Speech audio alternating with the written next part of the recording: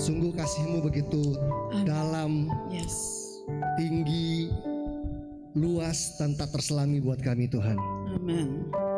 Kami tidak bisa mengerti kasih-Mu dengan pikiran kami, Tuhan. tapi kami percaya kami bisa merasakan dan mengalaminya. Yes. Kasih yang mengubahkan kehidupan kami. Amin. Bahkan kasih yang bukan hanya mengubahkan kehidupan kami, tapi mengubahkan kami menjadi agen-agen perubahan Yes. yang membawa perubahan dalam kehidupan banyak orang. Dan biar kembali pagi ini kami datang di hadirat-Mu, di hadapan-Mu Tuhan, kembali kami menerima curahan kasih-Mu. Karena kami tidak boleh sombong dan angkuh untuk berkata bahwa kami gak pernah membutuhkan kasih Tuhan. Enggak. Benar. Sehebat-hebatnya kami hari ini, sekuat-kuatnya kami hari ini, sekaya-kayanya kami hari ini, kami selalu membutuhkan kasih Yesus dalam hidup kami. Terima kasih untuk semua yang Tuhan kerjakan dalam hidup kami, pemulihan, berkat yang berlimpah, hidup yang dimaksimalkan dan dipakai oleh Tuhan. Kami cuma percaya bahwa Tuhan belum selesai dengan semuanya. Ada banyak hal yang Tuhan rindu kerjakan dalam hidup kami hari-hari ini, lebih dan lebih lagi. Karena itu Tuhan, kami tidak mau terhambat dan dihambat. Kami ingin semua sumbatan dan hambatan itu diangkat di atas supaya kami bisa mengalami terobosan-terobosan yang dahsyat di tahun ini Tuhan. Kami berdoa, kami percaya COVID akan segera selesai. Yes. Pemulihan akan terjadi. Amin. Dan ini waktunya buat kami berlari semakin cepat dan semakin kuat dalam mengerjakan isi hati Tuhan dalam hidup kami. Terima kasih Tuhan Yesus, berbicaralah buat kami semua pada pagi hari ini. Di dalam nama Yesus kami berdoa dan mengucap syukur. Haleluya. Amin, amin, amin, amin, amin, amin. Saya minta izin untuk membuka masker saya Bapak Ibu. Aduh, puji Tuhan. Senang ya, pandeminya sepertinya sudah mulai membaik, dan kita tentu ya berdoa supaya semua keadaan semakin baik, gereja makin penuh tentunya, jiwa-jiwa bisa hadir dan semua bisa menikmati ibadah seperti luar biasanya sebelum pandemi, bahkan lebih dan lebih lagi. Amin Bapak Ibu. Siapa yang pagi hari ini bersuka cita karena Tuhan? Angkat tangannya dong. Oke, saya juga bersuka cita tentunya bisa hadir di tengah-tengah jemaat GBI Mercy. Mangga besar, makasih Pak Andi dan Ibu. Dan kali ini saya bisa bawa istri saya dan anak saya di bawah. Biasanya datang sendiri, kali ini bisa bawa keluarga kembali karena sudah makin baik. Dan kebetulan kami ada janji nanti siang, jadi sekalian ikut. Tetapi yang paling penting adalah kita selesaikan dulu tugas di sini yang Tuhan dan Pak Andi berikan, yaitu mengajar firman Tuhan. Oke, kita baru saja merayakan, bukan kita sebetulnya ya, atau saudara-saudara kita baru saja merayakan bulan Ramadan. Ya, saya mengucapkan selamat Idul Fitri bagi yang merayakan gitu ya. Tapi intinya setiap Ramadan kita diingatkan soal pengampunan, betul ya Bapak Ibu ya, soal forgiveness, soal meminta maaf, meminta pengampunan, dan bagaimana itu penting buat kita untuk selalu mengingat dan diingatkan. Saudara-saudari kita di Muslim setahun sekali memperingatinya, mengingatkan tentang pentingnya meminta maaf dan memberi maaf. Tetapi sadarkah kita bahwa orang percaya itu ada hal yang lebih daripada itu sebetulnya. Kita bukan hanya setiap tahun diingatkan, harusnya setiap hari kita menyadari tentang pentingnya pengampunan. Saya ajak kita untuk membuka Matius pasal 6. Matius pasal yang ke-6 ayat 12 dan 13. Matius pasal yang ke-6 ayat yang ke-12 dan ayat yang ke-13. Ini adalah kutipan doa Bapa kami. Bapak Ibu pernah mempelajarinya atau pernah sekolah di sekolah Kristen dan doa Bapa kami tiap hari, kita akan sadar bahwa doa Bapa kami itu adalah doa harian. Betul ya? Bukan mingguan, bukan bulanan. Karena ayatnya bilang apa? Berikanlah kami pada hari ini makanan kami yang secukupnya. Jadi nggak bilang Tuhan berikanlah kami pada bulan ini makanan kami yang secukupnya. Jadi ini doa harian. Artinya setiap hari kita harus punya doa, setiap hari kita harus punya cara hidup dan gaya hidup sesuai dengan doa Yesus ini. Jadi doa ini bukan cuma formula doa ini adalah formula kehidupan yang harus kita lakukan tiap hari. Dan ada kutipan di ayat 12 dan 13 yang kita ingin bahas hari ini.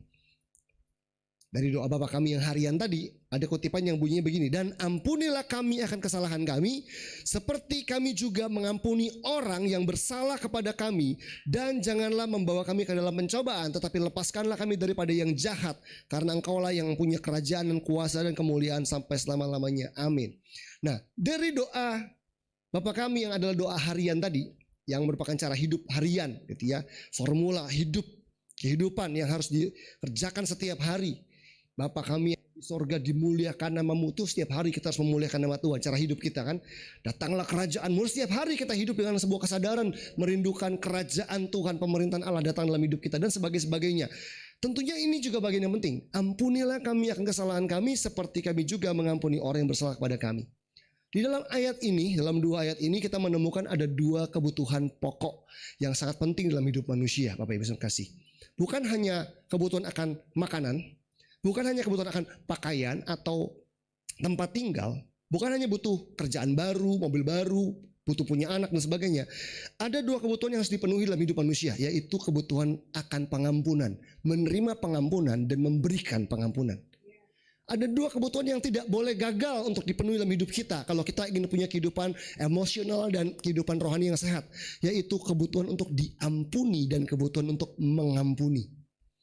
Nah, ini yang seringkali kita nggak sadar bahwa kebutuhan ini tiap hari ada di hidup kita. Karena kalau kebutuhan ini tidak terpenuhi, hidup kita jadi nggak sehat. Ada seorang hamba Tuhan semalam khotbah di gereja kami dan berkata bahwa sejak pandemi gitu ya, 3 tahunan ini, orang yang mengalami depresi meningkat 600 kali, 600%. Orang yang mengalami depresi mengalami peningkatan sampai 600%. Bayangkan Bapak. Begitu luar biasa tekanan yang terjadi di tengah-tengah pandemi. Makanya kemarin ketika Lebaran boleh liburan sama Bapak Presiden, orang petuh healing ya nggak, berbondong-bondong mudik sampai nggak gerak gitu tol gitu ya. Aduh capek, mau gila gue segala macam. Kenapa?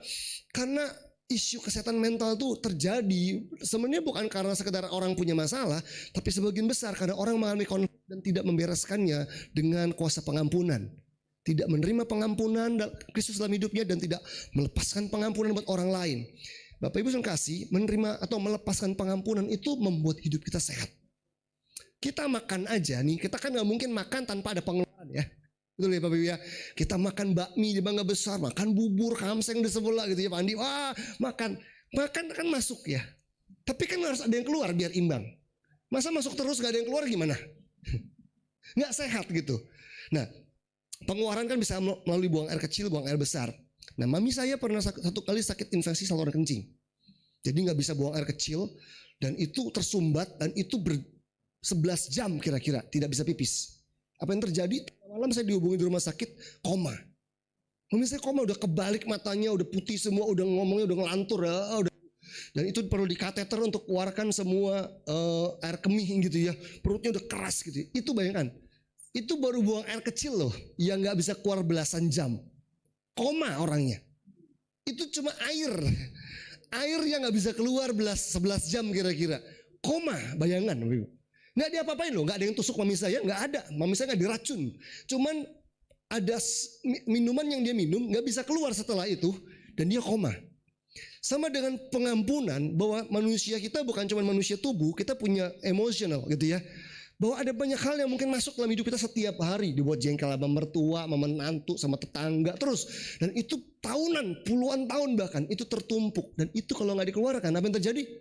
Nggak heran kalau sampah-sampah yang membusuk tuh ada di jiwa kita, di emosi kita, di pikiran kita, membentuk karakter kita, cara hidup kita, perilaku kita, semuanya. Dan akhirnya menentukan apa? Kebahagiaan kita, kesuksesan kita, relasi kita dengan orang lain, dengan pasangan, dengan anak dan sebagainya. Nggak heran ada orang-orang yang dia ingin mencintai keluarganya tapi nggak bisa. Kenapa? Hatinya kepengen, tetapi yang keluar malah sakit, hal-hal yang menyakitkan. Karena apa? Kalau yang masuk sampah, yang keluar pasti sampah, Bapak Ibu. Kita punya lemari kan di rumah ya. Kalau kita lemari es ya, kulkas gitu ya. Kalau kita kulkas baru beli gitu ya, baru beli masih kosong, kita masukin puding Bapak Ibu ya, puding coklat. Kita tutup. 5 jam kemudian kita buka, yang keluar adalah puding coklat, nggak stroberi, nggak akan berubah, nggak akan jadi pisang gitu ya. Apa yang masuk itu yang keluar, prinsipnya gitu kan. Sama dengan hati kita. Kalau yang masuk yang pahit, yang menjijikan, yang menajiskan, dan nggak heran, yang keluar pasti sama. Itu sebabnya apa yang kotor di hati kita, semua kepahitan, kekecewaan, kemarahan, itu nggak boleh disimpan dan nggak boleh dipendam. Itu merusak kehidupan kita. Itu sebabnya Tuhan bilang apa? Dan ampunilah kami yang kesalahan kami seperti kami juga mengampuni orang yang bersalah pada kami. Kita perlu menerima dan menyadari pengampunan Yesus buat kita Bapak Ibu. Supaya kita bisa mengampuni orang lain. Karena kita tahu rasanya pernah diampuni. Dan yang menarik dari ayat ini dikatakan, dan janganlah membawa kami ke dalam pencobaan, tetapi lepaskan kami daripada yang jahat. Ternyata isu diampuni dan mengampuni itu ada hubungannya dengan hidup dalam pencobaan. Kalau kita ingin dekat dengan pencobaan nih, hidupnya dekat dengan pencobaan dan kejatuhan, simple. Jangan bertobat dan jangan mengampuni. Hidup kita akan dekat dengan pencobaan. Tapi kalau kita ingin dilepaskan dari yang jahat, terimalah pengampunan Yesus atas hidup kita dan ampunilah orang lain. Itu cara Tuhan untuk melepaskan kita daripada yang jahat. Dan saya berdoa supaya hidup kita Bapak Ibu, orang-orang percaya terutama dari jemaat dari GBI Mercy, semua punya kehidupan rohani dan emosi yang sehat. Amin. Loh, kalau hati penuh sukacita karena emosi sehat, maka tempe rasa KFC Bapak Ibu. Bener ya? Loh bener kan? Kita mau liburan dimanapun nih, kita mau liburan ke Disneyland di Jepang, di mana? Disneyland itu ada di Amerika, di mana Universal Studio, tempat-tempat yang mewah deh ke luar negeri. Tapi kalau bawa pahit hatinya, itu tempat yang paling indah pun kita nggak bisa rasa. Kalau kita kepahitan, pasti pikiran kita tuh terhisap untuk banyak mengingat orang yang kita benci, benar nggak sih? Padahal kita sebelah sama dia, tapi kita ingat terus. Kita bikinin film di kepala kita, gua tampar gitu ya, gua ini biar kapok, biar sakit kena COVID, meninggal apa segala macam.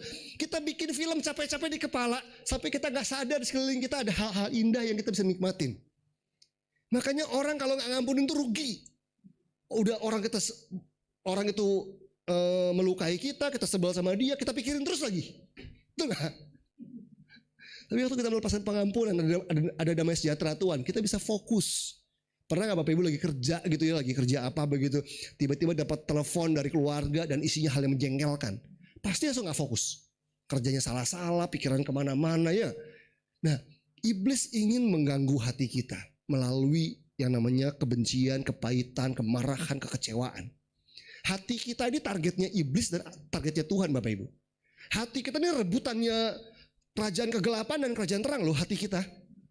Kenapa itu penting? Nah, coba kita lihat ayat firman Tuhan 2 Tawari 16 ayat 9. Kitab 2 Tawari 16 ayatnya yang ke-9. Jadi kalau ada hal yang berharga dalam hidup kita Bapak Ibu, itu bukan jam tangan kita, bukan gelang emas kita gitu ya. Bukan. Walaupun itu berharga, tetapi yang lebih berharga namanya hati. Gelang emas hilang bisa cari lagi, tapi kalau hati rusak dikawat nih. Tapi kalau hati penuh sukacita, ya berkat melimpah. Kita hari ini gak punya apa-apa, tapi kalau hatinya dijaga dengan baik, hati kita menentukan berkat-berkat kita loh. Makanya firman Tuhan bilang gini dalam Yeremia 17 kan, jagalah hatimu, buat itu.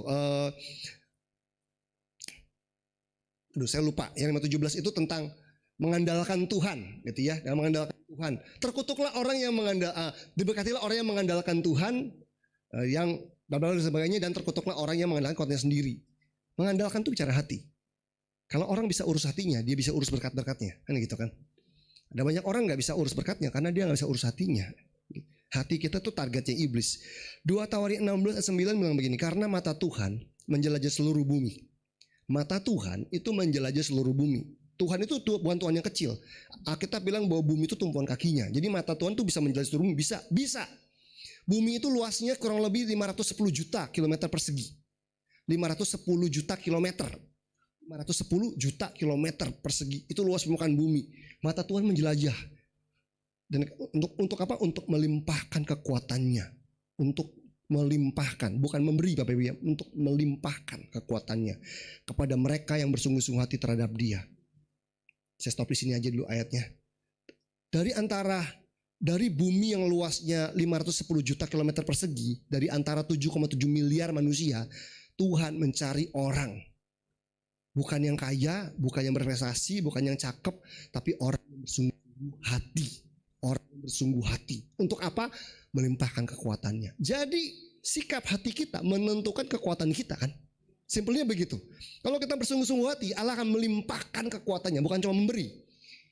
Kalau Pak Andi mau melimpahi saya dengan makanan tuh gak cuma kasih soto ayam 1 mangkok loh. Yang namanya melimpahi itu artinya saya dikasih makanan segitu banyak, melimpahi. Waktu Tuhan bilang dia akan melimpahkan kekuatannya, dia gak cuma memberi, dia melimpahkan kekuatannya. Makanya tuh ini targetnya, hati kita targetnya iblis dan targetnya Tuhan. Kenapa? Karena hati adalah tempat di mana semua keputusan kita dibuat di situ. Mau percaya, mau gak percaya, mau meninggalkan Tuhan, mau marah, mau berbuat dosa, mau selingkuh, itu hati yang putuskan. Betul gak sih? Otak kita kan bikin mempertimbangkan kan, rugi gak ya, ketahuan gak ya, tapi hati yang memutuskan. Makanya hati ini penting banget. Karena orang sukses itu ada keputusan loh.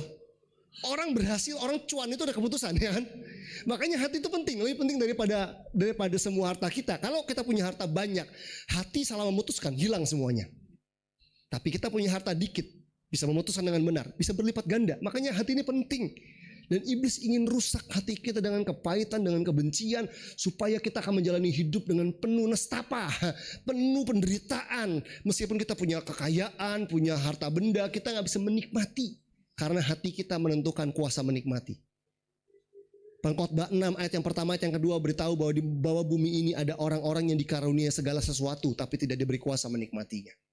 Saya sudah gak ingat, sudah hampir 20 tahun kali doa saya kalau mau makan, istri saya tahu banget, Tuhan beri kami kuasa untuk menikmatinya. Sadar betul, kami sadar betul, tanpa kuasa menikmati, kita punya apapun gak jadi apa-apa. Tapi waktu kita punya sedikit, kita punya kuasa menikmatinya. Itu ya, tempe rasa KFC gitu ya. Tapi jangan sampai KFC rasa tempe. Nah itu kan kebalik. Disneyland rasa Taman Mini rasa Disneyland. Terserah, hati kita yang tentukan. Kalau hati penuh sukacita, ada orang yang gini kan, yang kalau selama pandemi itu kayak, aduh bisa gila di rumah terus. Kenapa? Karena rumah kayak neraka. Bukan soal size-nya loh, bukan soal ukurannya. Rumah kami juga gak gede-gede banget Bapak Ibu. Tapi kalau di dalamnya ada damai sejahtera dan sukacita, rumah itu jadi tempat yang menyenangkan kan? Hati kita damai situ, sejuk di situ. Banyak orang nggak punya ini hari-hari ini. Nah, ini yang iblis ingin rusak dari hati kita. Kita dibuat kepahitan, dibuat terluka, baik oleh luka-luka masa lalu. Luka-luka masa lalu itu luar biasa Bapak Ibu.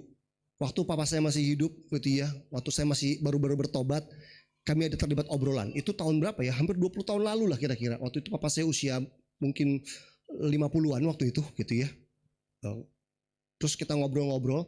Tiba-tiba papa saya cerita tentang bagaimana dia pernah difitnah di sebuah stasiun kereta. Ada seorang anak kecil yang dia marahin karena nakal gitu di stasiun, dimarahin aja. Terus anaknya nangis. Terus orang nanya, kenapa nangis gitu ya? Dipukul ya? Anaknya bilang, iya. Anaknya gak dipukul papa saya cuma marahin aja, cuma negor lah gitu kan. Hei jangan gitu ini gitu kan. Anaknya nangis, ditanya dipukul ya, dia bilang dipukul. Gara-gara itu papa saya hampir dikeroyok satu stasiun. Dan itu waktu dia menceritakannya, kejadian itu sudah lewat hampir 15 tahunan. Dan momen itu di ruang tamu saya kaget, kenapa? Sebuah kejadian yang sudah lewat 15 tahun, dia cerita dengan mata melotot dengan nada tinggi. Seperti baru terjadi kemarin. Padahal sudah 15 tahun. Nah, itu yang terjadi sama hati kita kalau kita terluka. Mungkin sekilas kita ngerasa fine gitu ya, baik-baik saja, kerja, pelayanan, kayaknya baik-baik. Tapi di dalam kalau kita gak mengampuni Bapak Ibu, itu kayak ada bom waktu. Itu kayak ada luka yang belum sembuh, cuman kita kayak teralih aja nih. Begitu kepencet itu luka, itu bom, pop, kita bisa boom, meledak dan orang bisa kaget. Ini orang kok bisa kayak gini ya? Kok bisa bunuh orang ya? Kok bisa ngancurin hidupnya ya? Kalau kita kaget dengan orang-orang yang bisa membuat keputusan yang gila gitu ya. Gila dalam arti menghancurkan. Tadinya dia kelihatannya diam-diam aja. Itu Bapak Ibu itu menggambarkan orang-orang yang memendam sesuatu dalam dirinya.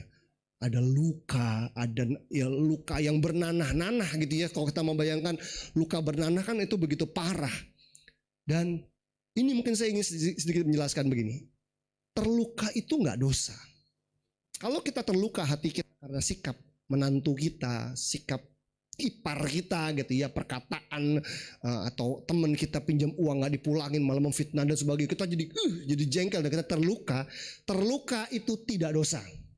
Tidak ada yang bisa mengendalikan kita terluka, ya kan? Tahu-tahu orang ngomong atau kita gak sengaja dengar digosipin atau kita disakiti, dipukul, kita terluka hati kita, itu gak dosa. Terluka itu gak dosa. Tapi setelah terluka kita dihadapkan sama keputusan mengampuni atau tidak mengampuni, kan begitu kan? Masalahnya ini tidak mengampuni itu yang dosa. Gini ya, terluka itu gak dosa. Kita gak bisa menguasai apakah orang akan melukai kita atau enggak. Kita gak bisa mengaturnya begitu. Terluka terjadi begitu saja. Sama kayak kita jatuh kan, Kita kan kalau mau kita nggak pengen jatuh, bener nggak? Terluka, tangan kena potong sama pisau lagi masak. Kita kan nggak sengaja kan, potong nggak sengaja kan, lagi motong kecepatan, ya kena dia berdarah gitu. Terluka nggak dosa, artinya kita nggak sengaja cari-cari ingin melukai diri kan. Terluka itu nggak dosa, tetapi tidak mengampuni itu dosa. Kenapa? Karena pengampunan itu perintah. Tidak mengampuni artinya nggak taat perintah kan begitu. Pengampunan itu perintah Tuhan. Perintah itu bukan saran. Kita diperintahkan untuk mengampuni. Begitu kita nggak mau mengampuni, itu adalah dosa. Itu sebabnya ketika kita tidak mengampuni, ada banyak hal bisa terjadi.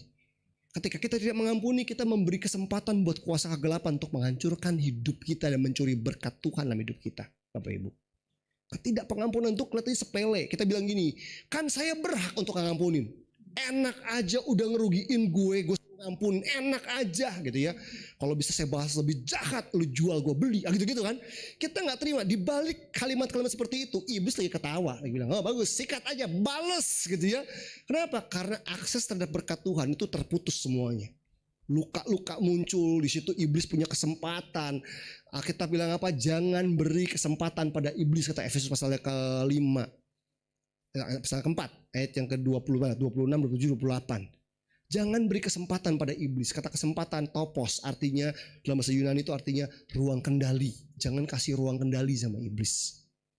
Pengampunan berarti menghancurkan ruang kendali dalam kehidupan kita supaya iblis gak mengendalikan tapi Tuhan yang mengendalikan. Bicara soal pengampunan ini adalah hal yang sehari-hari Bapak Ibu. Saya sudah mengkhotbahkannya sejak pertama kali saya berkhotbah.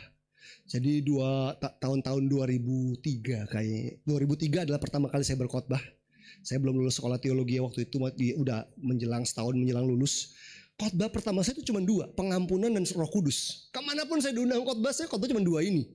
Karena 2 hal ini saya ngalamin banget. Bagaimana jamahan Roh Kudus dan kuasa pengampunan. Seorang anak muda yang pahit dan hampir bunuh papanya itu saya gitu. Saya orang alim loh, saya anak alim sebenarnya. Tapi kepahitan itu bisa membuat orang yang baik dan alim ini bisa kepikiran ingin bunuh orang lain. Karena pahit, karena bencinya luar biasa. Tapi yang luar biasa saya percaya adalah bahwa pengampunan itu yang memerdekakan saya. Dan hari itu saya ingin ceritakan kepada banyak orang, anak-anak muda bahwa yuk ngampunin, bisa. Akhirnya saya berkhotbah di mana-mana tentang pengampunan. Salah satunya tahun 2007 saya berkhotbah di satu desa, Bapak Ibu. Di desa di Lampung, daerah sebelum Lampung itu kalau dari Bakahuni ada satu desa namanya Desa Neglasari, ingat saya namanya. Saya diajak sama teman saya peladan ke situ. Berkumpullah 100 anak muda di satu gereja di pedesaan. Pinggir kiri kanan tuh ladang jagung gitu ya. Saya khotbah di situ. Tempatnya panas Bapak Ibu. Enggak ada AC, cuman jendela dibuka-bukain, kita khotbah pakai mikrofon, setiap sesi ganti baju. Saking basah kuyup ya. Daripada masuk angin jadi setiap khotbah udah basah kuyup. Wah, saya kan juga yang model begini-begini, tambah nggak karu-karuan. Orang nggak pakai teriak-teriak aja panas, apalagi yang model saya nggak bisa diem. Waduh, basah kuyup. Satu sesi ganti baju. Nah, malam-malam udah ini sesi satu hari itu udah 4 sesi. Dan saya khotbah tuh banyak, hampir 8 kali selama camp itu. Terus saya menantang anak-anak muda untuk mengampuni orang tuanya, gitu kan. Ada satu sesi saya bicara soal pengampunan, dan ketika saya tantang teman-teman yang mau mengampuni, maju ke depan. Itu ruangan isi 100 orang, kosong Bapak Ibu. Semua maju ke depan. Kita doain anak-anak muda untuk mengampuni orang tuanya. Capeknya luar biasa. Itu kan udah sesi ke 4 hari itu ya, udah khotbah 4 kali dengan keringetan Bapak Ibu. Itu energi udah habis banget, udah kayak jogging, udah kayak nge-gym gitu ya. Aduh, saya udah mau masuk pastori gereja, tiba-tiba ada satu anak laki-laki tarik tangan saya. Kak, boleh ngomong sebentar gak? Saya nengok lihat dia gitu ya. Anak cowok untuk umur 15 tahun. Itu kalau ngikutin daging, saya mau bilang jangan deh, besok aja deh. Udah gak kuat saya sebenarnya, capek luar biasa. Dia tarik tangan saya, Kak boleh ngomong sebentar gak? Sebenarnya nggak mau sih, cuman ya kan kita hamba Tuhan, gimana dong gitu. Udah mau masuk pastori gereja, udah ngebayangin mau mandi air dingin terus rebahan di kasur.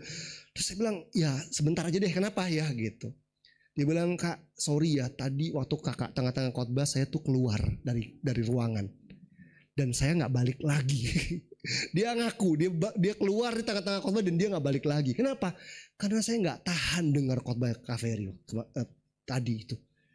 Oke gitu kan, dalam hati wah ini gak menghormati firman Tuhan nih gitu-gitu kan. Hati saya udah denger khotbah, dia keluar lagi gitu. Tapi dia bilang lagi, tapi ini yang bikin saya bingung.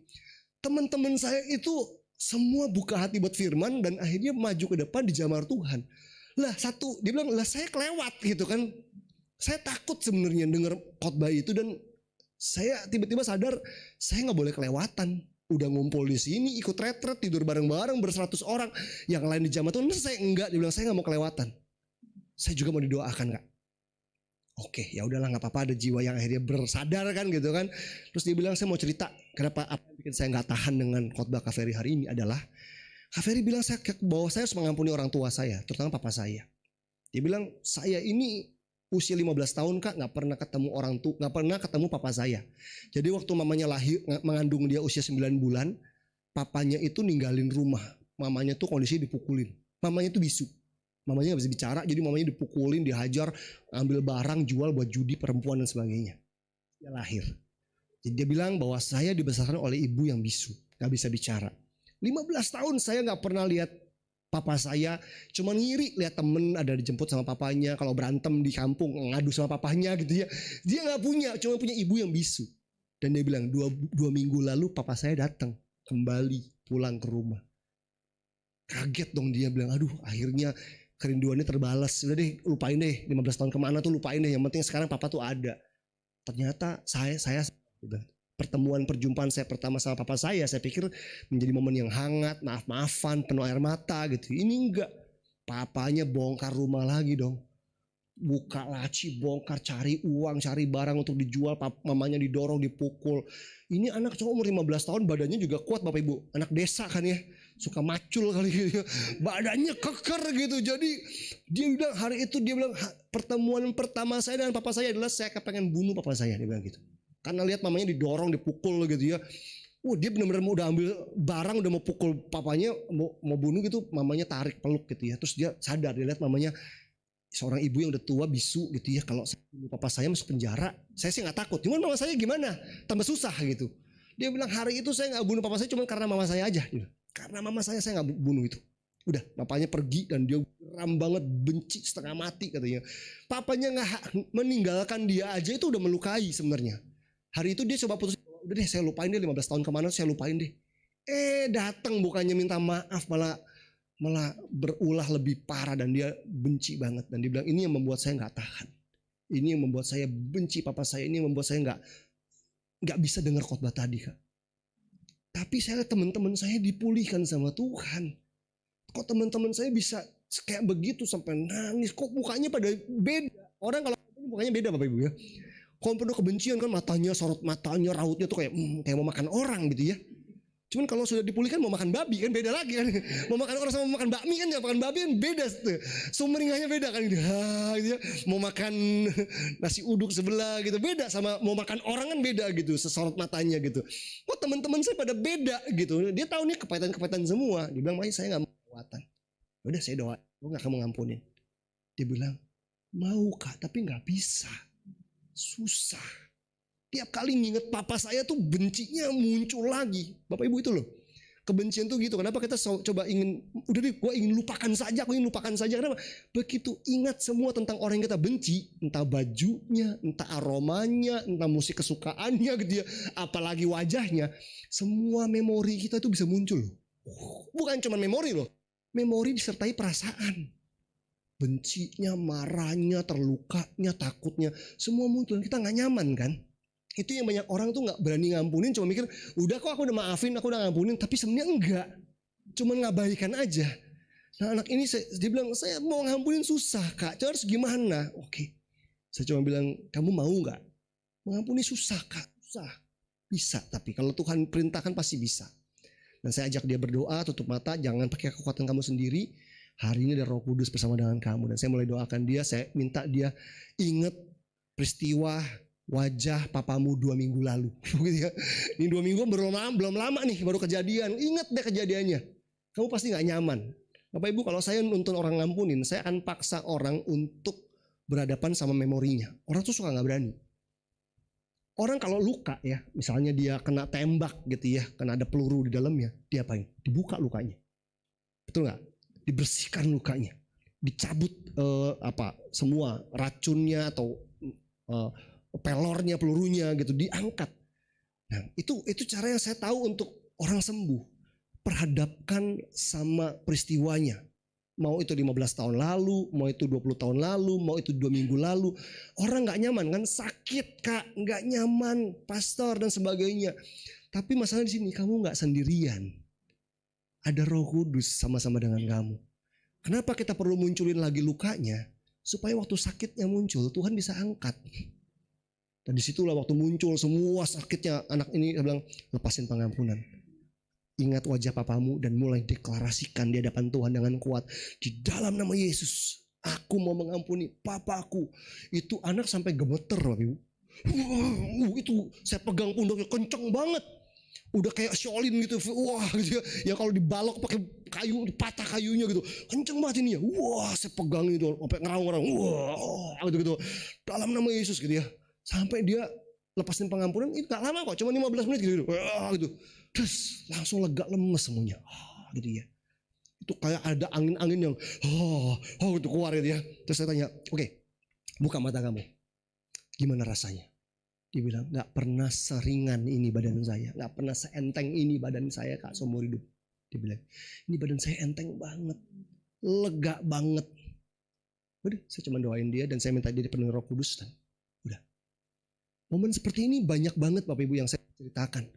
Satu kali saya lagi nonton sama istri saya, dia tengah pandemi belum tahun lalu kali ya, lagi nonton sore-sore.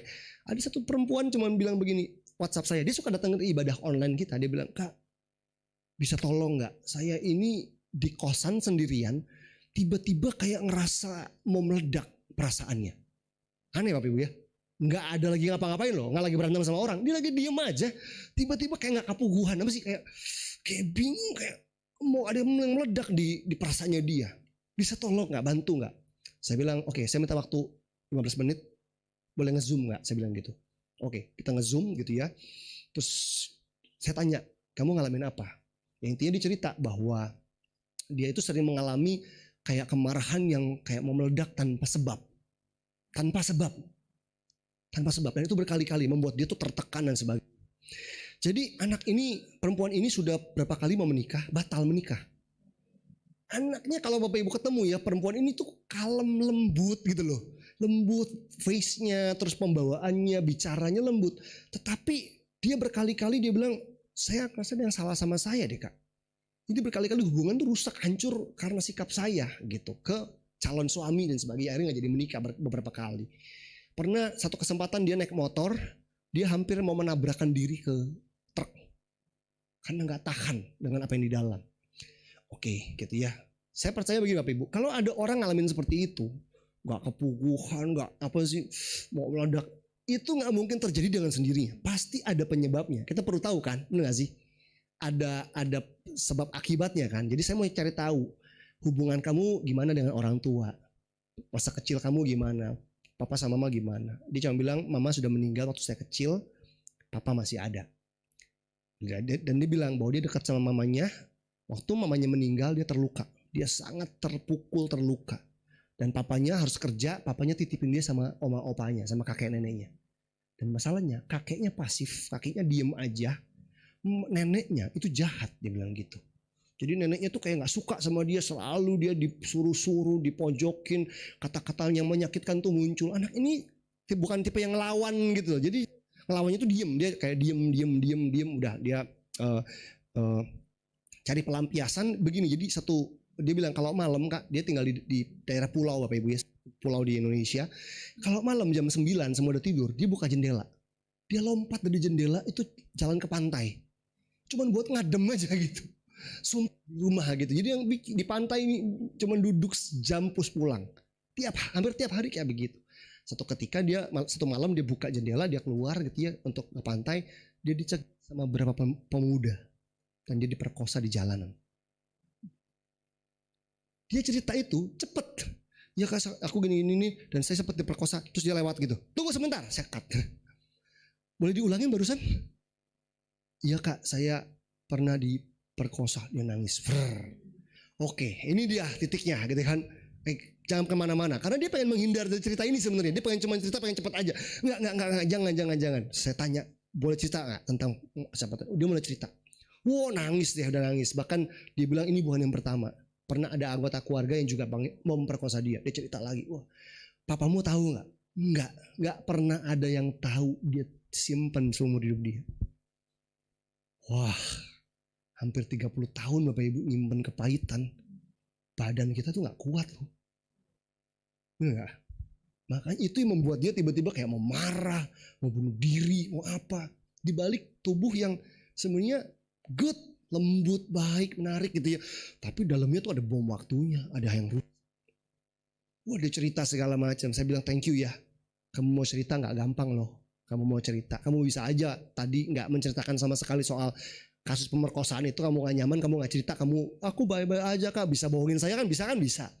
Tapi puji Tuhan dia berani, dia buka, dia nangis semuanya. Saya bilang oke, kamu percaya kalau Tuhan bisa pulihin kamu? Bisa kak, percaya dan mau banget, dia bilang gitu. Oke, kalau kamu mau, saya bilang gitu, kalau kamu mau dipulihkan sama Tuhan, kamu mau mengampuni, saya bilang gini sama dia, saya jamin hitungan menit, saya bilang gitu ya, hitungan menit perasaan kamu berubah pasti.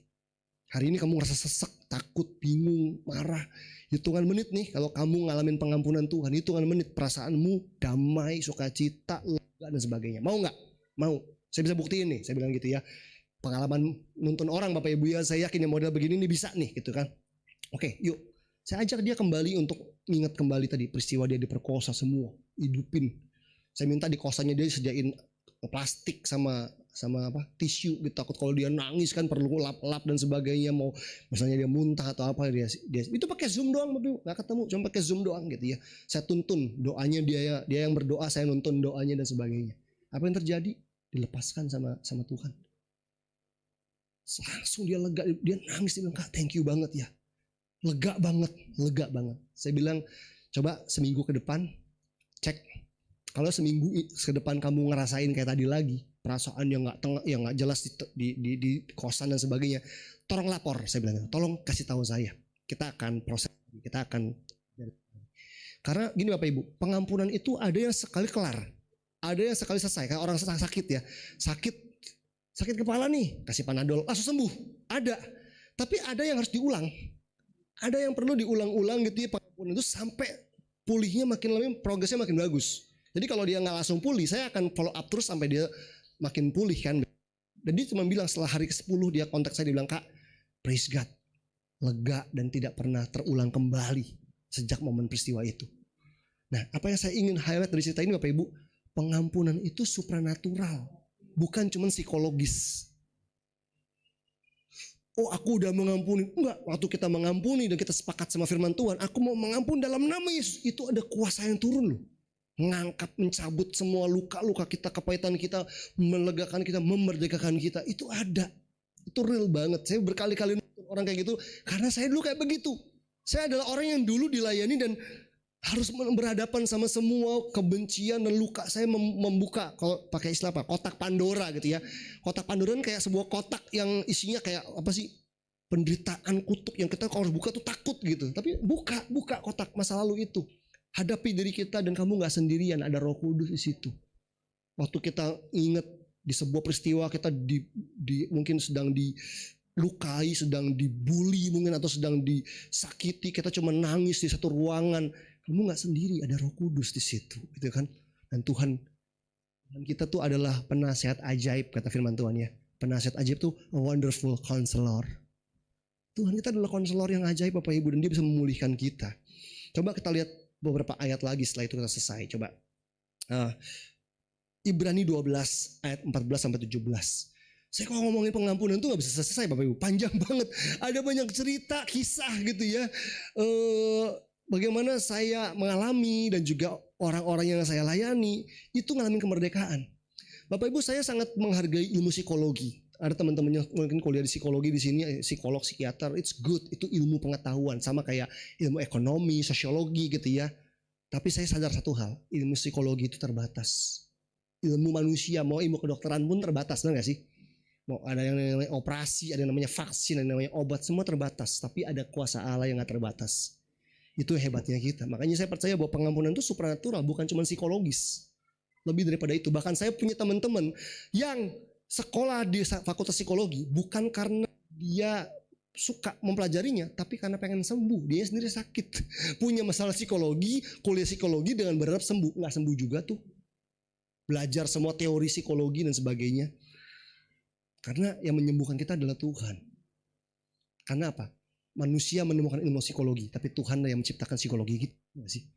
Datang sama penciptanya, dia tahu banget gimana membongkar semua kejiwaan kita. Ibrani 12 14-17. Berusahalah hidup damai dengan semua orang. Ini kan ngomongin tentang rukun, ya gak sih? Hidup yang harmonis, rukun, gak ada konflik dengan orang lain. Dan kejarlah kekudusan. Loh, ternyata kerukunan dan kekudusan itu ada hubungannya Bapak Ibu. Hidup damai dengan semua orang sama hidup kudus itu ada hubungannya, ya kan?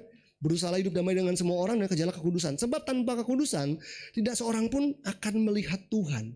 Jadi orang itu kalau nggak hidup kudus, hatinya nggak kudus, dia nggak bisa peka sama Tuhan. Untuk mendengar suara Tuhan, menangkap isi hati Tuhan, susah. Terus dia bilang gini, jagalah supaya jangan ada seorang pun menjauhkan diri dari kasih karunia Allah, agar jangan tumbuh akar yang pahit. Kasih karunia itu bicara pengampunan salah satunya. Jadi kalau orang menjauhi diri dari pengampunan, nggak hidup dalam pengampunan, akan tumbuh akar yang pahit. Bapak Ibu perhatiin ya, akar yang pahit. Jadi kepahitan itu adalah akar. Jadi kalau ada akar pasti ada pohonnya. Kalau ada pohonnya ada buah. Banyak orang itu cuma ingin deal sama buahnya, nggak mau potong pohon, nggak mau potong akarnya. Orang ini nyebelin ya karakternya. Di balik karakter nyebelin itu kan cuma buahnya. Di dalamnya mungkin ada akar pahit. Ini anak pakai narkoba nggak selesai loh, nggak bisa lepas-lepas tuh, atau ini kecanduan seks nggak sembuh-sembuh. Jangan-jangan kecanduan seksnya, kecanduan narkobanya itu cuma buah, jangan-jangan. Itu bukan akar. Makanya kalau buah dipotong dia tumbuh lagi kan? Karena nggak dipotong akarnya. Akarnya itu ada yang namanya akar pahit ini loh. Agar jangan tumbuh akar yang pahit yang menimbulkan apa? Kerusuhan. Rusuh tahu ya Bapak Ibu ya, bikin sama siapa ribut, berantem, konflik gitu. Jadi orang kalau gampang ribut sama siapa aja, kemungkinan punya akar pahit. Karena hasilnya orang akar pahit apa? Kerusuhan dan apa? Mencemarkan banyak orang. Kecemaran, hidup yang cemar, hidup yang menularkan kecemaran, bikin orang jadi jengkel juga, sebel juga. Jadi orang jadi cemar semuanya tuh dekat-dekat dia. Terus dibilang apa? Janganlah ada orang yang menjadi cabul atau yang punya nafsu yang rendah seperti Esau, yang menjual hak kesulungannya untuk sepiring makanan. Sebab kamu tahu bahwa kemudian ketika ia hendak menerima berkat itu, ia ditolak sebab ia tidak beroleh kesempatan untuk memperbaiki kesalahannya sekalipun ia mencarinya dengan mencucurkan air mata. Akar pahit ternyata menghasilkan ini. Orang bisa memiliki nafsu yang rendah seperti Esau. Apa artinya? Akar pahit kalau dibiarkan ternyata bisa membuat orang gak punya penguasaan. Esau kan menggambarkan orang yang gak punya penguasaan diri kan. Rela menukarkan apa yang sangat berharga dengan apa yang sementara. Hak kesulungan dengan sepiring kacang merah. Ternyata di balik pertukaran itu orang gak bisa penguasaan diri, ada akar pahit. Jadi sebelum akarnya diberesin, orang ini gak akan terus bisa menguasai diri ternyata. Nah ini, kita beritahu kita hal yang luar biasa Bapak Ibu. Kalau kita akarnya diberesin, maka kita bisa punya hubungan yang baik dengan semua orang. Kita bisa mengejar kekudusan, kita bisa peka dengar suara Tuhan. Bereskan akarnya. Akarnya ada di dalam. Makanya kita perlu kuasa Tuhan kan untuk mencabut akar pahit tadi. Kan akar pahit itu bukan bentuknya gak fisik, gak kelihatan. Yang kelihatan buahnya, akarnya di dalam. So, gimana caranya kalau kita mau sembuh, kita mau pulih dari kepahitan? 3 hal sederhana deh saya ingin bagikan pada pagi ini. Yang pertama, kenali dan akui kalau Anda terluka. Kenali dan akui kalau Anda terluka. Kita gak akan beresin masalah kita kalau kita gak mengenali kita punya masalah, enggak? Kita gak bakal ke dokter kalau kita gak ngerasa sakit kan. Kok kayaknya badan perutku gak enak ya, kayak ada yang kayak nusuk-nusuk di bagian kiri gitu kan. Apa ya, ini apa ya? Kenali dulu. Datang ke dokter, di ronsen mungkin, di diagnosa yang benar, ya kan? Sama, kita punya masalah kok, ini kenapa ya? Oke, kenali dulu, kenali. Setelah dikenali, akui. Iya betul ya, saya masih punya kepahitan. Betul ya, saya benci dia. Kadang-kadang orang suka gak mau mengakui, mendinai, menyangkal. Enggak kok, saya kepahitan. Siapa yang marah gitu, siapa yang marah gitu. Tapi ngotot matanya melotot-melotot. Siapa yang marah, tapi dia marah. Dia marah. Jangan deny, jangan sangkali, akui. Kenali dan akui. Karena begini, apa yang tidak Anda kenali akan sulit Anda atasi. Saya punya mobil nih, kalau tahu mobil yang mogok, saya perlu tahu masalahnya di mana nih. Bensinnya habis atau apa gitu kan. Semua masalah itu kenali dulu. Sama waktu kita punya masalah, kenali dulu dan akui. Yang kedua, setelah kenali dan akui, kalau Anda terluka, yang kedua adalah buatlah keputusan. Putuskan dan ulangi. Nah, artinya begini, kalau kita tahu kita terluka dan kita mau sembuh, putuskan untuk mengampuni. Pengampunan itu keputusan Bapak Ibu. Nah, cuma banyak orang Kristen kadang-kadang bilang begini, tapi saya lagi gak pengen ngampunin Kak. Saya lagi gak kepengen mengampuni Pak Pendeta. Saya nggak mood untuk mengampuni. Udah ntar aja deh. Lagi nggak pengen. Bapak Ibu yang kasih, kalau kita benci sama seseorang, kita nggak pengen ngampunin kok sampai akhir zaman. Nggak kepengen. Perasaan kita tuh nggak mensupport gitu. Pengennya ngebales. Udah pasti. Mata ganti mata, gigi ganti gigi. Itu sebabnya pengampunan itu nggak perlu ngikutin mood. Jangan ngikutin mood. Jangan ngikutin perasaan. Saya punya satu statement begini. Jangan mendewakan perasaanmu kalau kamu ingin didewasakan sama Tuhan. Kadang-kadang itu perasaan kita segala-galanya. Enggak. Perasaan kita harus tunduk sama kebenaran. Itu sebabnya pengampunan itu bukan ikutin mood, tapi ikutin kebenaran. Ikutin Tuhan, ikutin firman. Paksakan dirimu, putuskan untuk taat sama kebenaran. Orang suka gitu kan, bilang begini, iya nih Pak Ferry, doakan ya, saya masih belajar mengampuni suami saya. Saya lagi belajar mengampuni papa saya Kak, gitu. Ketemu lagi gimana, udah pulih? Masih belum Kak, saya masih belajar. Belajarnya apa sih? Orang tuh belajar ada progresnya ya, belajar naik sepeda gitu ya. Setelah gak ketemu 3 hari aja udah bisa jalan walaupun oleng-oleng gitu.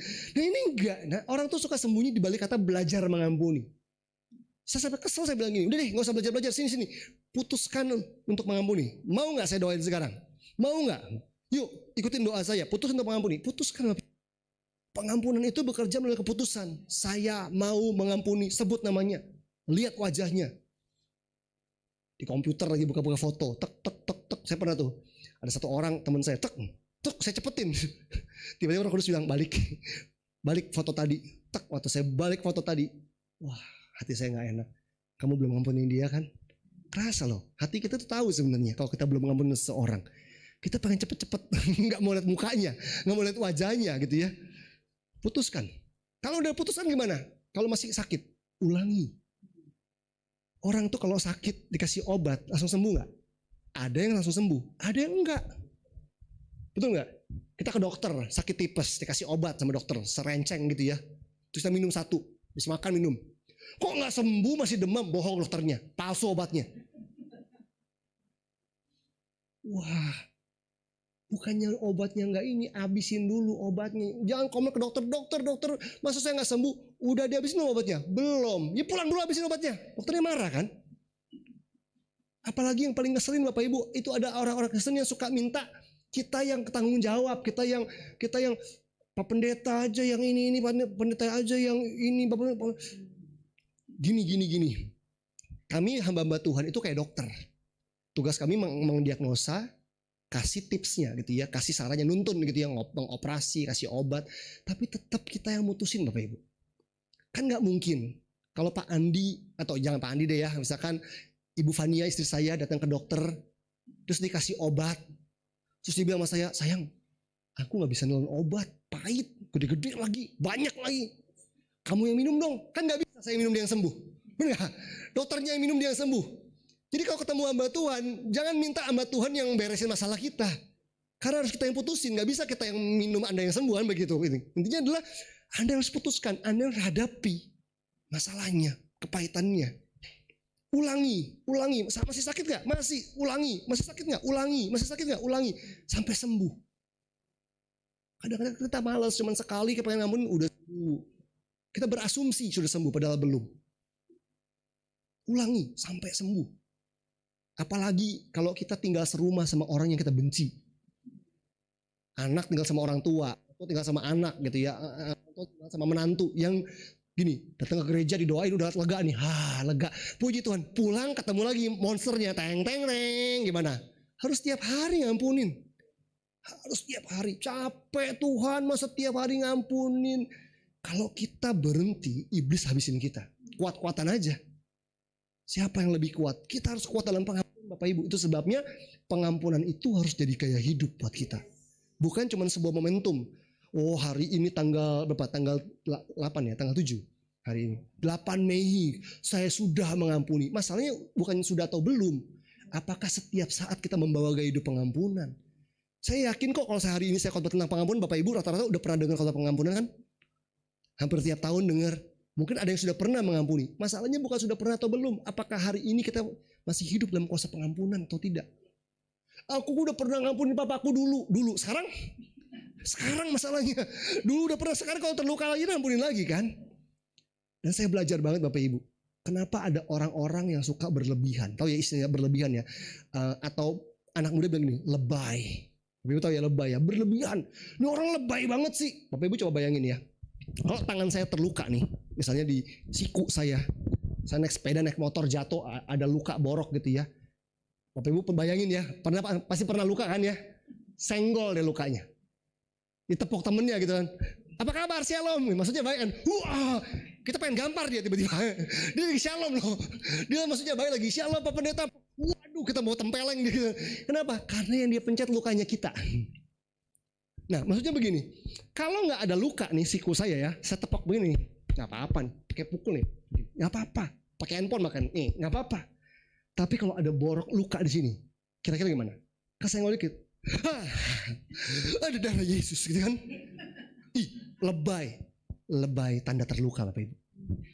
Orang itu kalau berlebihan hal kecil digudu-guduin kemungkinan terluka, ada luka. Karena gak mungkin kalau gak terluka ya gak. Kalau baik-baik aja gak poin begitu. Makanya coba cek diri kita. Jangan-jangan kita perlu mengenali dan mengakui bahwa kita terluka, lalu memutuskan untuk mengampuni dan ulang. Dan yang ketiga yang terakhir nih adalah gini, bertumbuhlah. Kalau udah merdeka, udah dipulihkan. Aku udah, I feel good.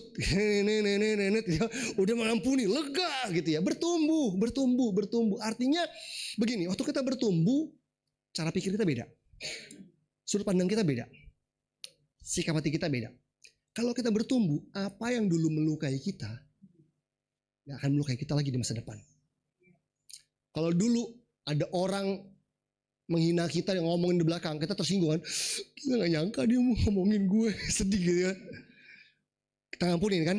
Terus bertumbuh dong. Dengan bertumbuh cara pandang kita berbeda kan. Kalau sampai ada orang ngomongin negatif, kita gak terluka lagi. Kenapa? Bukan karena orangnya berhenti jahatin kita, tapi karena kita udah lebih dewasa. Kenapa? Ya gak apa-apa dia omongin. Karena itu artinya hidup gue signifikan. Hidupku berdampak. Hidupku jadi berkat. Makanya diomongin sama orang. Kita bisa punya perspektif yang berbeda loh. Saya pernah punya haters Bapak Ibu di sosial media. Pernah ada orang yang kayak memberi komentar negatif. Awal-awal kaget kan. Dari sekian ratus yang menyukai saya, ada satu yang sebel sama saya. Saya bisa kayak bingung loh gitu. Aduh, gak bisa tidur apa. Tapi begitu saya bertumbuh, mau ada 5 haters, 10 haters, saya juga gak pusing. Kenapa? Karena saya udah tahu siapa saya dalam Kristus, sudah bertumbuh. Jadi orang kalau bertumbuh, apa yang melukai dia dulu gak akan melukai dia lagi. Walaupun gak semua hal ya, tapi intinya bertumbuh itu membuat kita lebih kuat. Orang tuh kalau belum bisa naik sepeda, ya dia jatuh terus, terluka terus. Tapi kalau dia jago naik sepeda, jago naik motor, dia gak akan terluka lagi. Kalaupun terluka cuma sekali setahun, atau 2 kali setahun, atau 5 tahun sekali gitu jatuhnya. Dibanding waktu belum bisa naik motor, tiap saat jatuh, nyusruk, luka di mana-mana dan sebagainya, kan begitu. Karena dewasa membuat kita lebih bisa dan sebagainya. So, Bapak Ibu kasih, saya berdoa supaya kita hari ini punya perspektif yang lebih lagi soal pengampunan. Dan jangan anggap sepele dan jangan anggap remeh kepahitan dalam hidup kita. Jangan berasumsi tentang pengampunan. Ini contohnya begini ya. Kalau kita ketemu sama orang gitu ya, ditanya, gimana kamu? Oh iya aku benci sama dia, sebelah sama dia. Udah ngampunin belum? Gitu ya. Nah nih, perhatikan jawaban seperti ini. Kayaknya udah sih. Rasa-rasanya sih saya udah ngampunin deh kak. Kayaknya saya udah mengampuni Pak Pendeta. Bapak Ibu coba perhatiin kata kayaknya, sepertinya, rasa-rasanya. Kalau saya tanya, Anda orang kaya atau enggak? kayaknya kaya sih. Ragu nih, mungkin nggak kaya nih. Kamu ganteng nggak? Kayaknya ganteng. Oh, orang kalau kayaknya ganteng, kayaknya kaya, kayaknya baik, itu belum tentu kayaknya. Makanya begini, orang kalau kayak waktu COVID gitu ya, orang harus tes kan, PCR dan sebagainya untuk pastiin apa? Kamu negatif atau positif. Negatif itu artinya kamu sembuh, positif COVID artinya kamu sakit, begitu kan? Kayaknya positif, gawat kan? Kita nggak jelas kan? Makanya sama soal pengampunan lagi nih, kamu sudah mengampuni atau belum? Jawab dengan jelas, belum. Sudah, jelas. Kayaknya sudah, berarti belum. Udah gitu aja.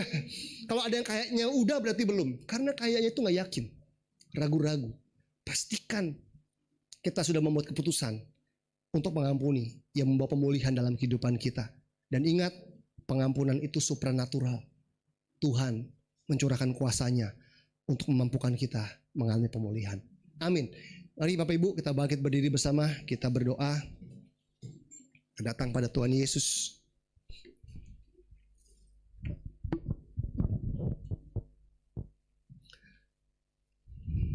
Yes.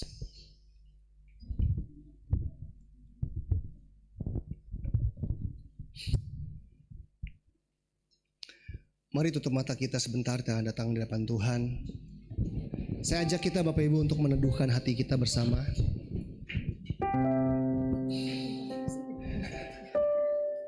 Coba rasakan hatimu. Coba rasakan hati Anda hari ini, perasaan Anda hari ini. Apa yang Anda rasa? Ada damai? Ada sukacita? Atau ada yang mengganjal di hati? Atau ada kemarahan yang membara di hatimu? Mari jujur. Prinsip yang pertama untuk kita sembuh adalah kenali dan aku. Kalau Anda tidak mau pulih, tidak mau sembuh, maka Tuhan gak bisa tolong. Padahal Dia adalah tabib segala tabib yang sanggup memulihkan hidupmu. Sampai kapan Anda membawa luka tersebut? Kebencian, kekecewaan, kemarahan dalam hatimu. Sampai kapan?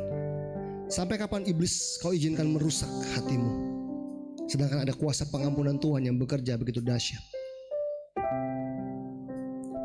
Tuhan gak tanya bisa atau enggak. Bahkan buat orang-orang yang berkata, Pak Pendeta, saya kepengen ngampunin tapi pengampunan itu sulit, susah. Saya udah coba untuk ngampunin pasangan saya, ngampunin mantan saya, ngampunin teman saya, susah, sulit. Betul. Saya mau katakan bahwa pengampunan itu, mengampuni itu sulit. Tapi ingat, sulit bukan berarti gak bisa. Sulit bukan berarti gak bisa. Kalau Tuhan memerintahkan pengampunan artinya bisa. Karena Tuhan yang memampukan. Mungkin selama ini engkau berusaha mengampuni orang yang menyakitimu dengan kekuatanmu sendiri, dengan pengertianmu sendiri. Hari ini engkau perlu mengampuni dengan mengandalkan Tuhan sepenuhnya. Tanpa Tuhan, tanpa Roh Kudusnya kamu gak mampu. Saya mau mengajak Bapak Ibu dan kasih, kalau ada di antara kita yang masih ada hal yang mengganjal di hati kita, biar hari ini kita gak menyia-nyiakan firman Tuhan yang kita dengar. Karena semua kebenaran yang kita pelajari di Alkitab itu bisa dipraktekkan dan kita bisa merasakan manfaatnya. Saya mau mengajak kita Bapak Ibu yang hadir di sini maupun yang mungkin menyaksikan tayangan ini di rumah. Kalau ada Roh Kudus mengingatkan dalam hatimu sebuah peristiwa yang menyakitkan, baru saja terjadi bulan ini, minggu ini, ataupun sudah bertahun-tahun yang lalu terjadi dan Anda berusaha untuk mengabaikannya, menutupnya rapat-rapat. Tapi pertanyaannya hari ini adalah, maukah engkau sembuh? Maukah engkau sembuh? Kalau engkau mau, hari ini buka hatimu dengan mata tertutup. Hari ini Roh Kudus siap menolong kau. Kau gak sendirian, Anda gak sendirian. Ada Roh Kudus yang mendampingi engkau, yang pegang tanganmu hari ini. Saya mau mengajak Bapak Ibu, rekan-rekan yang ingin pulih, ingin sembuh. Yuk buka kotak Pandora itu. Di dalam hatimu ada sebuah kotak, ada sebuah ingatan, sebuah kenangan, memori yang mungkin menyakitkan, sangat menyakitkan, sangat memalukan. Kamu gak berani buka, bertahun-tahun cuma tutup itu dan berharap waktu akan menyembuhkan. Tapi ternyata toh waktu gak menyembuhkan. Tapi pengampunan hari ini yang kamu lakukan bisa menyembuhkanmu. Yuk teman-teman, Bapak Ibu yang merasa bahwa ada hal yang belum selesai, datang sama Yesus hari ini dan ingat kembali peristiwa tersebut. Roh Kudus, kami minta bantuanmu siang ini dalam waktu yang singkat. Bantu kami. Kalau ada di antara umatmu yang hari ini masih belum selesai dengan luka-luka, dengan kekecewaan, kemarahan, kepahitan yang ada, bantu kami. Pegang tangan kami, peluk kami, bantu kami berhadapan dengan rasa sakit di hati kami. Bapak Ibu silakan kalau ada yang ingin membuka kenangan kembali di masa lalu, ingat peristiwanya, ingat kejadiannya, ingat orangnya, ingat perkataannya. Munculin semua, munculin. Jangan takut, mungkin sakit, gak nyaman, tapi biar hari ini Roh Kudus kau bekerja menjamah kami semua. Roh Kudus jamah, Roh Kudus jamah, Roh Kudus jamah dalam nama Yesus. Silakan Bapak Ibu, silakan kasih kalau engkau sudah merasakan sakit dari ingatan-ingatan atau memori dari masa lalu. Proklamasikan, deklarasikan pengampunan dengan kuat dan penuh iman. Katakan di dalam nama Yesus, aku mau mengampuni. Sebut orang-orangnya, sebut nama orang-orangnya dengan kuat di hadapan Tuhan. Sebut dan minta Tuhan cabut semua akar pahit di hatimu. Minta Tuhan Yesus basuh memorimu, ingatanmu dengan darahnya, supaya setiap kali kamu ingat kejadiannya, sakitnya udah hilang. Roh Kudus, aku berdoa mencabut setiap akar kepahitan, kebencian, kekecewaan di hati anak-anakmu di dalam nama Yesus.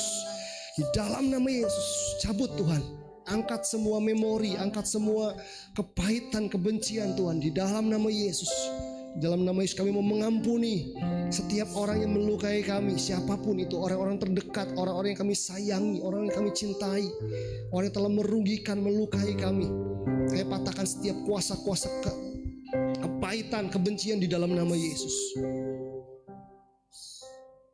Curahkan kasih-Mu buat kami Tuhan siang ini, biar ada hati yang mengampuni, hati yang dipulihkan, disembuhkan oleh Tuhan. Kira pasya kata tamaya rabasya kana, kini tamaya rabasya kana, dalam nama Yesus, dalam nama Yesus, dalam nama Yesus, dalam nama Yesus. Kenali dan akui, putuskan dan ulangi. Karena kesembuhan batin kita bekerja secara supernatural. Roh Kudus, saya berdoa biar hari ini firman ini tertanam di hati kami, menjadi sebuah gaya hidup, cara hidup kerajaan Allah yang kami bawa setiap saat, setiap hari. Di tengah-tengah dunia yang banyak, yang penuh dengan orang-orang yang terluka, masalah-masalah kesehatan mental, kami berdoa biar kami menjadi orang-orang yang dipulihkan oleh Tuhan. Biar kami menjadi umat yang bersuka cita dan penuh damai sejahtera. Biar kami adalah orang-orang yang menjadi pembawa damai, membawa pemulihan dalam hidup banyak orang. Roh Kudus, kalau ada hal yang masih belum tuntas, kami percaya Engkau mampu menolong kami untuk menuntaskannya setiap hari. Kami bertumbuh dalam proses, kami berproses dengan benar. Kami minum obat setiap hari yang namanya pengampunan, sampai kami pulih total Tuhan, sembuh total Tuhan Yesus. Dan hari ini sebelum kami selesai dengan ibadah kami hari ini, kami mau berdoa buat semua orang yang menyakiti kami, orang yang pernah melukai kami, orang-orang yang telah memfitnah, merugikan, mencuri, merampas apa yang berharga dari tangan kami.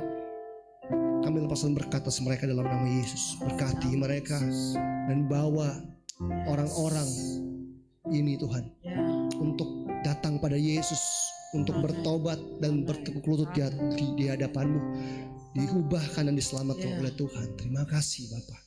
Terima kasih, kami bersyukur buat hari ini. Dalam nama Yesus kami berdoa dan mengucap syukur. Amin. Amin.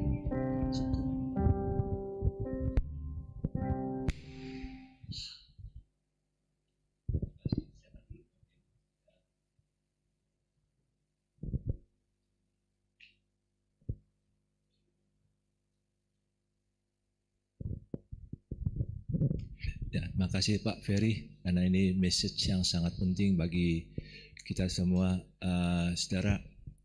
Mungkin bagi kita pikir ini bukan masalah saya lagi, tapi sebenarnya ada hal yang membuat kita jadi kayak tersumbat. Kita pribadi kita jadi tersumbat, pribadi kita jadi pribadi yang tertutup. Biasanya demikian kalau tidak mau mengampuni. Saya tadi diingatkan oleh Roh Kudus, jadi waktu Pak Ferry sampaikan firman Tuhan, ya saya kesaksian di Pak Ferry ya. Jadi Tuhan ingatkan saya lagi dengan ada kakak tingkat yang dulu pernah nyakiti saya di waktu pertemuan alumni. Sampai saat ini saya jarang ikut pertemuan alumni 3 karena saya pikir ini orang ini pada sombong, pada aneh-aneh gitu loh. Yang merasa diri teologianya hebat atau apa. Saya pikir mau bahas teologi saya juga bisa bahas teologi ya, karena waktu di kuliah kalau baca buku bukan soal berapa judul lagi, tapi berapa meter baca buku gitulah, istilahnya kayak gitu. Kalau Pak Ferry pasti tahu lah, orang yang suka baca buku gitulah. Satu kali di pertemuan alumni, ini acara kedukaan. Tiba-tiba ada kakak tingkat, sebenarnya kakak kamar saya juga sih, waktu itu pernah satu kamar.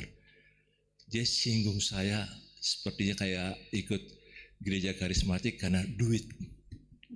Wah, saya bilang, kurang ngajar nih orang. Saya nggak makan duit lo, saya bilang gitu. Nah, makanya kalau saudara lihat itu jarang orang yang saya undang khotbah di sini dari alumni. Kecuali Pak Tommy dan Pak Titus. Ya saya tahu betul bagaimana pribadinya gitulah. Jadi saya nggak mau sembarangan juga. Tapi dari tadi ini saya lihat, oh ya saya harus belajar mengampuni beberapa alumni yang memang saya lihat ini orang yang agak aneh-aneh gitulah. Yang agak aneh-aneh yang memang kalau ngomong tuh seolah-olah udah teologinya udah tingkat tinggi gitu lah. Kalau berdebat teologi boleh juga sih, tapi ya bukan itu sih tujuannya. Karena teologi itu nggak ada gunanya kalau kita nggak bisa menangkan jiwa, nggak bisa muridkan jiwa, nggak ada gunanya gitu sih. Dan makanya saya bersyukur dari sini Tuhan mulai bukakan, ada beberapa alumni yang Tuhan akan bukakan. Jadi artinya teman-teman yang alumni juga yang akan Tuhan bukakan. Berapa hari lalu ada teman yang dari Papua, dia buka akses untuk kami bisa masuk ke Papua lebih lagi. Dan ini bukan hal yang biasa nih, tapi ini paling tidak mengampuni. Kata kuncinya kalau kita mau buka diri, mengampuni masa lalu, mengampuni orang yang bersalah pada kita, mengampuni diri sendiri juga, maka akan terbuka akses yang lebih besar lagi. Nah, jadi kalau saudara rasa kok saya gini-gini aja, ada sesuatu yang belum selesai. Mantap. Jadi itu sebabnya jangan biarkan kita tersumbat. Nah, akhirnya kita nggak berkembang, kita nggak mau mengalami perubahan. Dunia ini berubah. Makanya kalau kita orang yang tidak mau mengampuni, kita nggak akan bisa mengikuti dinamika perubahan dalam dunia ini. Mari kita terus belajar bagaimana tiap hari mengampuni. Ya, terima kasih Pak Ferry. Mari kita berdoa sama-sama. Bapa, biar Roh-Mu menolong kami untuk tiap hari bisa mengampuni. Ajar kami untuk mengingat apa yang memang masih ada hambatan dalam diri kami. Kalau ada orang-orang yang belum pernah kami ampuni, kami berusaha untuk lupakan. Biar memori masa lalu itu yang selama ini tersumbat ada di paling dalam sekali dalam pikiran kami. Roh Kudus, singkapkan itu, singkapkan. Kalau ada hal-hal yang memang membuat kami tidak terbuka dengan suatu kelompok tidak terbuka dengan orang-orang, tidak terbuka dengan perubahan-perubahan yang ada. Kami lebih mencintai kenyamanan diri kami, karena kami tidak mau kami disakiti dalam bidang-bidang itu. Ampuni, Engkau menolong kami untuk kami boleh bisa mengampuni orang yang besar pada kami, mengampuni diri kami juga yang bersalah, yang kami lakukan kesalahan. Ampuni Tuhan. Biar Roh Kudus menolong kami untuk hal ini, sehingga kami menjadi orang yang merdeka, karena dalam Kristus ada kemerdekaan. Dan biar juga kami menjadi orang yang merdeka, sehingga kami bisa lebih berkembang. Kedepannya ini kami lebih berkembang lagi. Tuhan, Kau menolong kami semua. Biar yang mengikuti ibadah online pun juga, mereka juga boleh mengalami-Mu Tuhan, mengampuni dan mengampuni. Tuhan, Kau menolong. Terima kasih untuk Pak Ferry yang sudah menyampaikan firman Tuhan. Tuhan berkati hamba-Mu, Ibu Fania juga, dan dari Tuhan juga berkati anaknya, dan Tuhan juga menolong dalam pelayanan-pelayanan mereka yang lebih lagi. Kuasa Tuhan bekerja dengan cara-Mu yang ajaib. Kami percaya Tuhan, Engkau ajaib, Engkau yang menyertai, Engkau yang akan menolong kami semua untuk hidup dalam kemerdekaan dalam Kristus. Kami mau berdoa Tuhan, supaya Tuhan juga menolong dalam pekerjaan kami. Jakarta ini akan bergeriat lagi dalam minggu besok ini Tuhan. Kami berdoa supaya kami diberikan kemampuan. Kami berdoa juga walaupun ada ancaman virus hepatitis itu, kami berdoa supaya itu tidak akan menimpa kami dan keluarga kami dalam nama Yesus.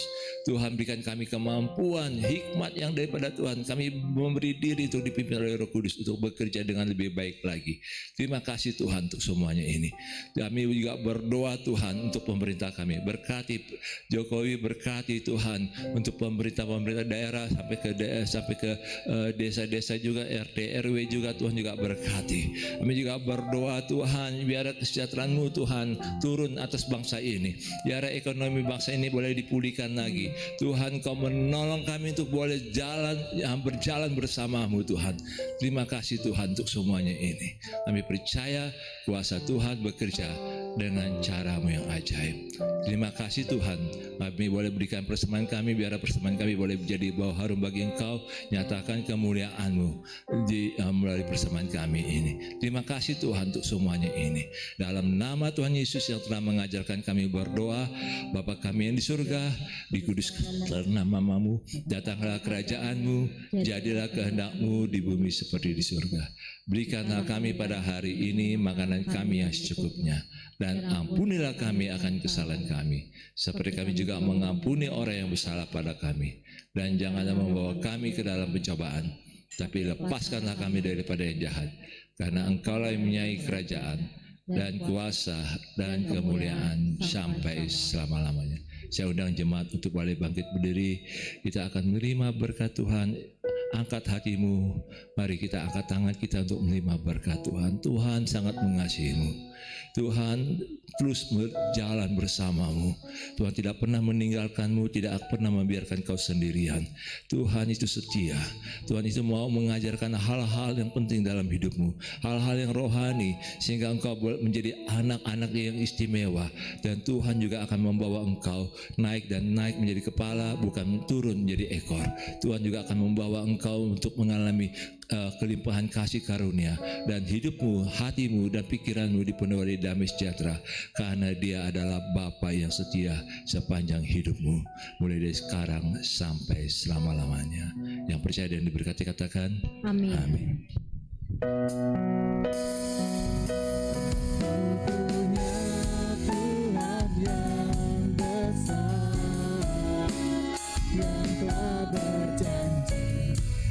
Sanggup menggenapi firman-Ku, bersepakat percaya kuasa-Nya.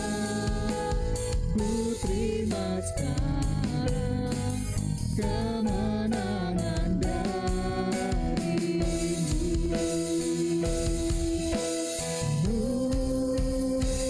Aku punya Tuhan yang besar, yang telah berjanji dan sanggup menggenapi firman-Ku, bersepakat percaya kuasa-Nya. Ku